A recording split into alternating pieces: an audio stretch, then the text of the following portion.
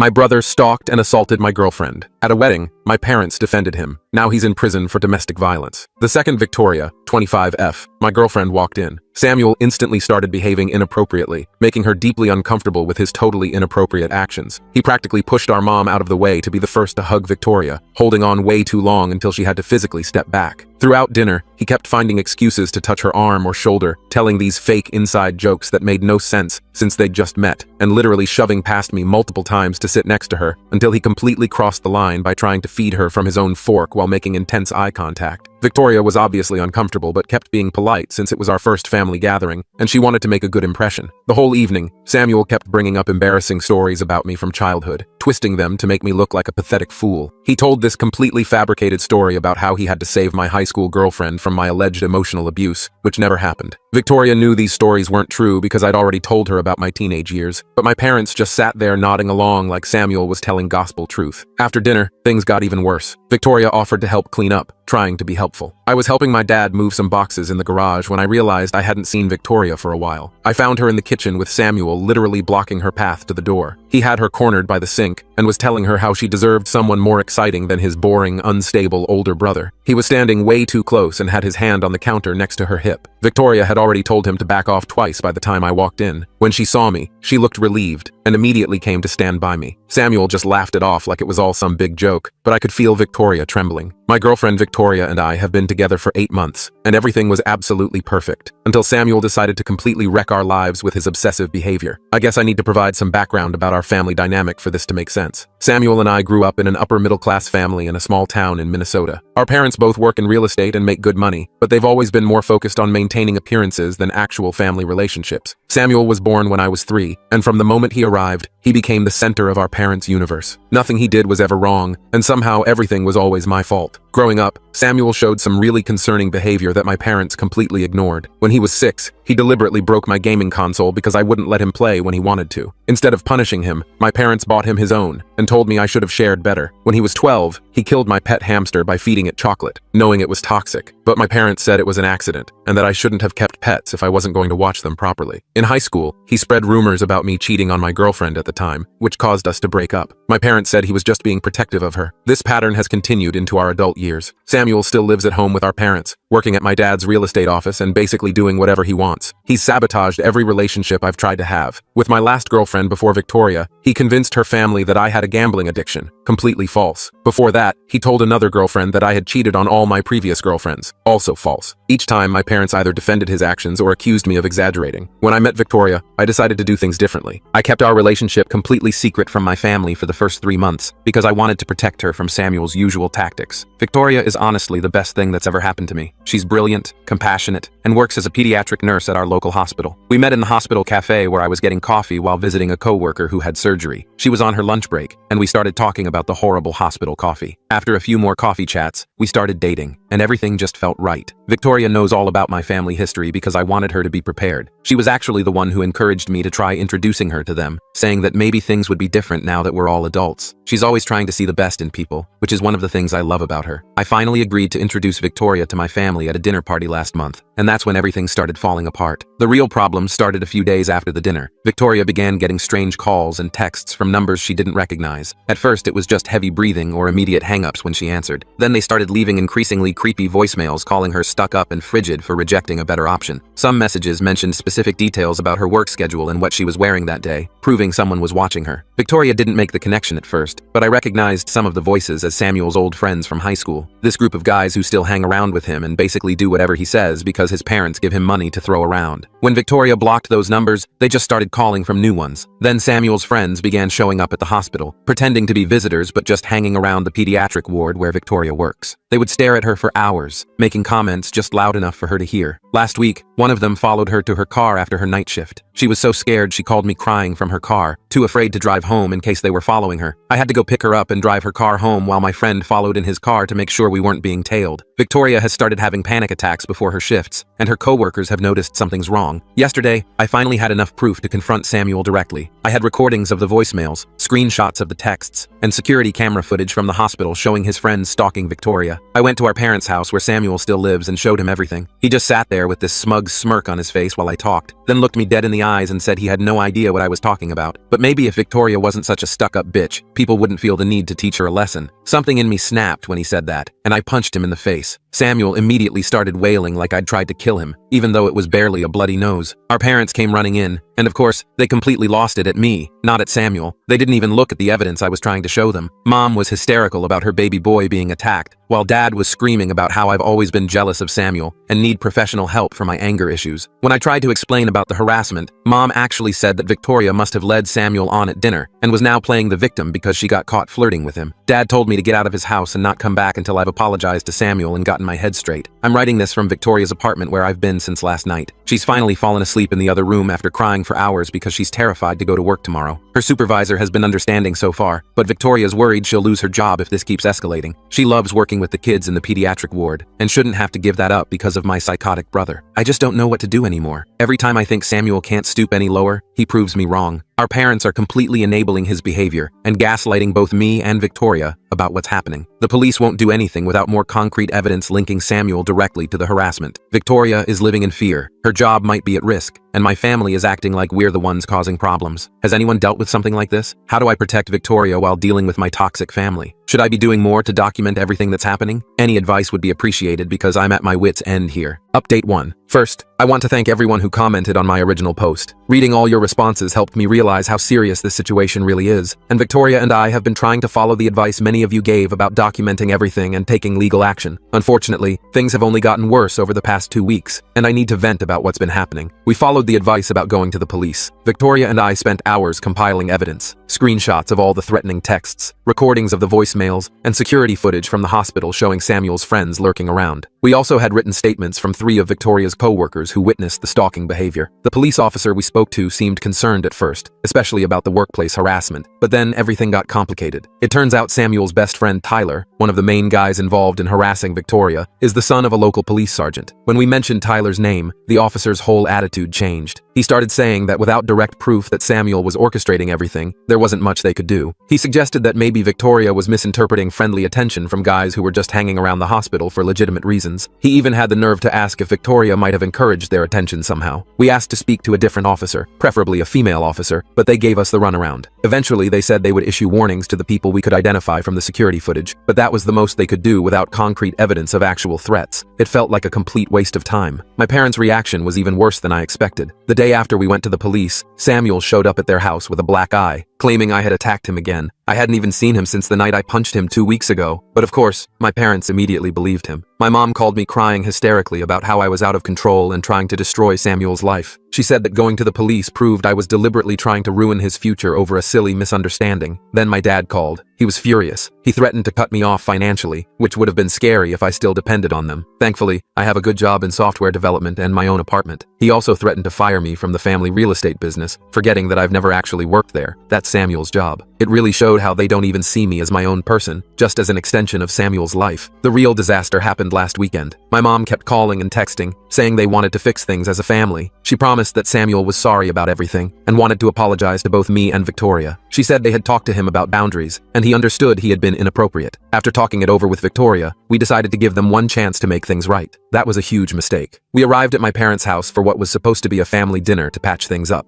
As soon as we walked in, I knew something was wrong. The house was full of people. My parents, Samuel, our aunt and uncle who always take Samuel's side, and worst of all, Tyler and 2 other guys who had been stalking Victoria at work. My mom called it a family intervention. For 2 hours, they all took turns attacking Victoria's character while Samuel sat there looking smug. My mom went on this long rant about how Victoria was obviously jealous of Samuel's good looks and success, and had been flirting with him at dinner that first night. She said Victoria was making up the harassment because she felt guilty about leading Samuel on and was trying to cover her tracks. My aunt suggested that Victoria was probably used to getting attention from guys at work and had misinterpreted friendly behavior as stalking because she had a guilty conscience. Samuel played his part perfectly, acting all sad and confused about why Victoria would make up such horrible lies about him. He kept saying things like how much he had looked forward to having a sister-in-law and how hurt he was that she would try to turn me against him. Tyler and his friends backed him up, swearing they had only gone to the hospital because they were visiting Tyler's sick grandmother, who apparently moves between different floors and departments every day. The worst part was when they started questioning Victoria's mental stability. They brought up how she sometimes works night shifts, suggesting that maybe sleep deprivation was making her paranoid. They talked about how stressful it must be working with sick children, implying that maybe she was projecting her work stress onto innocent interactions with Samuel and his friends. My mom even had the audacity to recommend a therapist who could help Victoria work through her tendency to create drama. Victoria tried to defend herself at first, calmly explaining the harassment and showing them the texts and voicemails again, but they talked over her, dismissed her evidence as misunderstandings, or suggested she had somehow provoked everything. When Tyler started describing in detail what Victoria had been wearing on specific days at work, proving he had been stalking her, my parents acted like this was evidence that Victoria had been trying to attract attention. It all became too much when they invited Tyler and his friends to join us for dessert, saying they wanted to show us what nice young men they really were. Victoria started having trouble breathing and had to leave the room. When I tried to go after her, my mom grabbed my arm and said it was time for me to choose between my real family and a girl who was obviously unstable and trying to cause problems. I chose Victoria. We left immediately, and I haven't spoken to my family since that night. Samuel's friends have gotten bolder with their harassment, now spreading rumors at Victoria's workplace about her being mentally unstable and having a history of making false accusations. Her supervisor called her in for a meeting yesterday to discuss concerns about workplace drama. Even though he seemed sympathetic, he warned her that all the disruption was starting to affect her job performance and suggested she might want to consider transferring to a different department or hospital. We've hired a lawyer who is helping us pursue restraining orders, but it's a slow process. Victoria has been looking into positions at other hospitals, and one of her former colleagues has offered to help her get a job at a hospital in a city about 300 miles away. I hate that we're being forced to consider such drastic measures, but I can't stand seeing Victoria so scared and stressed all the time. She cries before every shift now, and she's lost weight because she's too anxious to eat properly. I just don't know what to do anymore. Every attempt to handle this reasonably has backfired. My family is completely delusional, the police are useless, and it feels like Samuel is winning. How do you fight back when everyone is determined to believe the worst about you and the best about your abuser? Update 2. I wish I was posting with better news, but everything has completely fallen apart after what happened at my cousin Holly's wedding last weekend. I've been trying to process everything for the past few days before writing this update. What was supposed to be a happy family celebration turned into an absolute nightmare that ended with Samuel in handcuffs and our family permanently divided. Some context first. Holly has always been the only family member besides my grandfather who saw through Samuel's act. When we were kids, she caught Samuel torturing her cat and told everyone, but my parents convinced the family that she was lying for attention. She's never forgotten that, and she's been firmly on my side through this whole situation with Victoria. She even wrote a detailed statement for our lawyer about Samuel's history of concerning behavior. When Holly sent us the wedding invitation, Victoria and I were hesitant to attend, but Holly called us personally and promised that she had only invited Samuel because her parents insisted, and that she had hired extra security specifically to watch him. She also seated us at a table with her husband's family, far away from my parents and Samuel. We thought with all the witnesses around and security present, Samuel wouldn't try anything stupid. We were wrong. The ceremony went fine, mainly because Samuel was busy being one of the groomsmen. Holly's husband is our cousin on the other side of the family and didn't know about any of the drama. At the reception, everything seemed okay at first. Samuel was sitting at the family table with our parents, and we were across the room with Holly's in-laws. Victoria was finally starting to relax and enjoy herself for the first time in weeks. Around 9 p.m., Victoria went to use the bathroom. She'd been gone maybe 10 minutes when I noticed Samuel wasn't at his table anymore. Something felt wrong, so I went to check on Victoria. As I was walking toward the bathrooms, I heard Victoria scream. I started running, and that's when Holly's husband Miller and his brother turned the corner ahead of me. They found Samuel pinning Victoria against the wall in the hallway outside the bathrooms, trying to force himself on her while she struggled. He had one hand over her mouth and the other gripping her arm so hard it left bruises. Miller and his brother pulled Samuel off Victoria just as I got there. Victoria was shaking and crying. Her dress was torn at the shoulder, and there were visible bruises forming on her arms. Samuel was obviously drunk, and started yelling about how Victoria had been teasing him all night. She literally hadn't gone near him, and how she had followed him to the hallway. She was there first. Miller's brother, who's a cop in another city, immediately called the local police while Miller helped Victoria to a private room where Holly and her mom were trying to calm her down. Here's where everything got even worse, if that's possible. When the police arrived, my parents tried to stop them from arresting Samuel. My mom was screaming about how it was all a misunderstanding, that Victoria must have led Samuel on, that they shouldn't ruin his life over a little drunken mistake. My dad actually tried to physically prevent the officers from handcuffing Samuel, saying they needed to handle this as a family matter. Samuel switched between crying about how Victoria had seduced him and threatening everyone, saying none of us understood what he was capable of. He looked completely unhinged. When they were finally putting him in the police car, he started shouting that Victoria was a slut who had been asking for it since the first time they met. Several guests recorded the whole meltdown on their phones. The aftermath has been brutal. My parents are on a rampage, calling everyone in the family to spread their version of events. According to them, Victoria lured Samuel to a secluded area, made advances on him, then screamed assault when he rejected her. They're saying she orchestrated the whole thing to get revenge on Samuel for exposing her lies about the harassment. They're even claiming that Miller and his brother roughed Samuel up before the police arrived. They didn't. And that Victoria gave herself the bruises. The one positive development is that Holly's wedding video caught Samuel following Victoria to the bathroom on camera. Between that, the bruises, multiple witnesses, and the videos of Samuel's meltdown during the arrest, our lawyer says we have a solid case. Several relatives who were at the wedding have come forward with statements about Samuel's behavior throughout the night, including him making crude comments about Victoria and following her around the reception. My parents are now threatening to disown me if Victoria doesn't drop the charges. They've been calling and texting non-stop, alternating between guilt trips about destroying the family and threats about ruining my inheritance. They even showed up at my apartment yesterday, causing such a scene that my neighbors called the police. My mom was crying about how I was sending her baby to jail, while my dad threatened to make sure I never work in this state again. Victoria and I have made our decision. She accepted the job offer at the hospital 300 miles away, and I've arranged to work remotely for my company. We're moving at the end of next month. A lot of people might think we're running away, but we just need to get away from all this toxicity and start fresh somewhere else. Holly understands and has promised to keep us updated about any family developments we need to know about. The hardest part in all this is knowing that my family will never admit Samuel needs help. Even after watching him assault someone at a wedding in front of witnesses, they're still defending him and blaming the victim. I've wondered if anything would have been different if someone had stepped in when we were kids, but I guess we'll never know. Right now, I just need to focus on protecting Victoria and building our new life together, far away from Samuel and my parents' enabling behavior. Update 3. I wasn't planning to post another update, but something happened yesterday that I feel like I need to share. After 4 years of blessed silence from my family, I received a hysterical phone call from my mom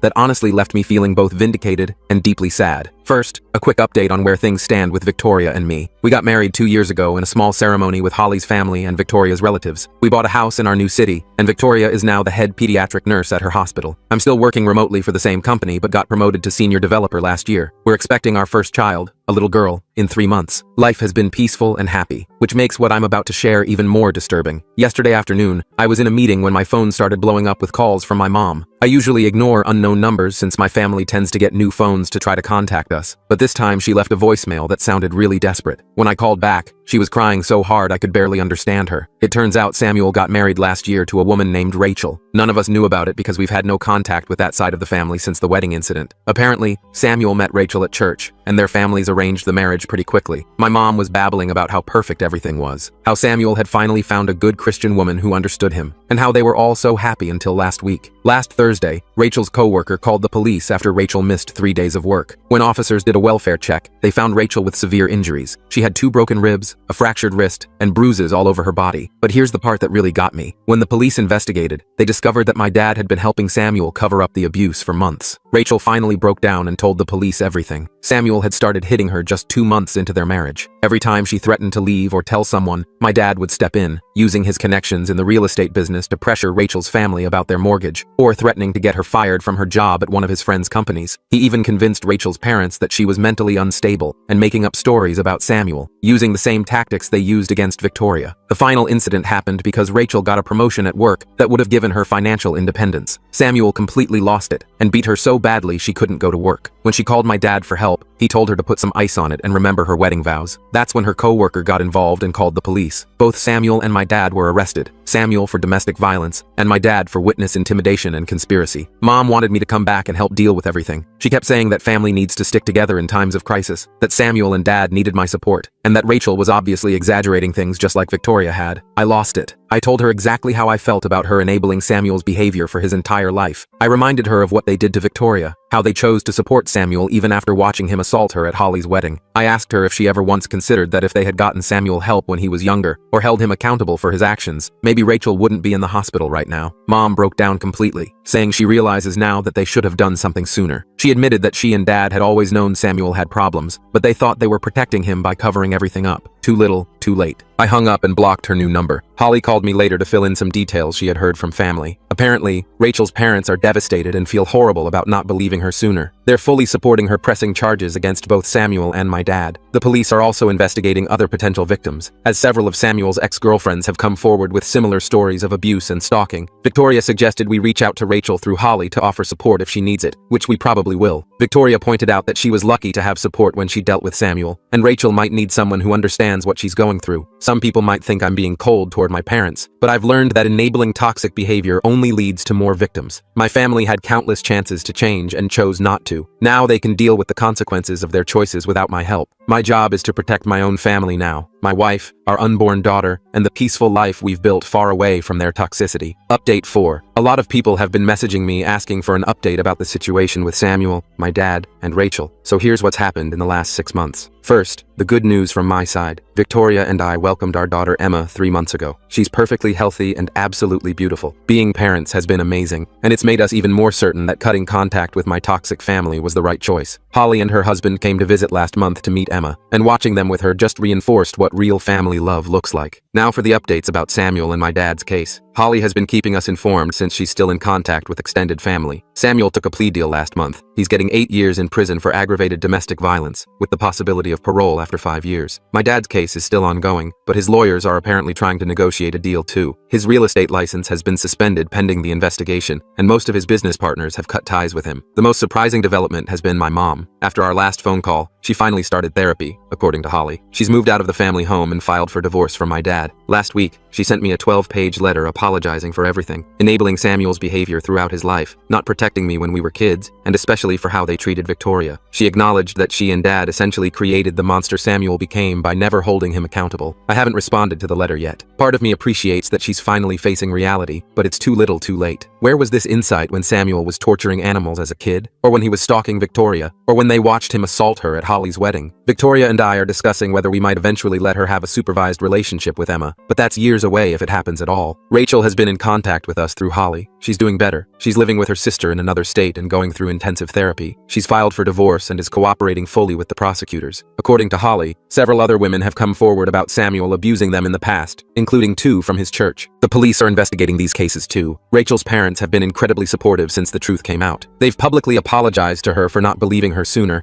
and have cut all ties with my parents. They're even working with domestic violence organizations now to help other families recognize the signs of abuse and manipulation. The extended family has basically split into 2 camps. Most younger relatives and cousins have sided with us and Rachel, while the older generation is still making excuses for Samuel and my dad. Holly's mom, my aunt, started a family therapy group for relatives who want to understand how things got so bad and how to do better for the next generation. As for me and Victoria, we're focusing on our daughter and our life here. Victoria went back to work part-time last week, and she's been promoted to director of pediatric nursing. I'm still working remotely but might start my own software consulting business soon. We've built a wonderful community here with great friends and chosen family. Sometimes I think about reaching out to my mom or responding to her letter, but then I look at Emma and think about how my parents would have expected me to let Samuel around her if we were still in contact, claiming he deserved another chance. That thought alone confirms we made the right choice in staying away. The cycle of abuse and enabling in my family ends with my generation. Emma will grow up surrounded by healthy relationships and people who respect boundaries. Sometimes cutting off toxic family is the best thing you can do for your kids, even if it hurts.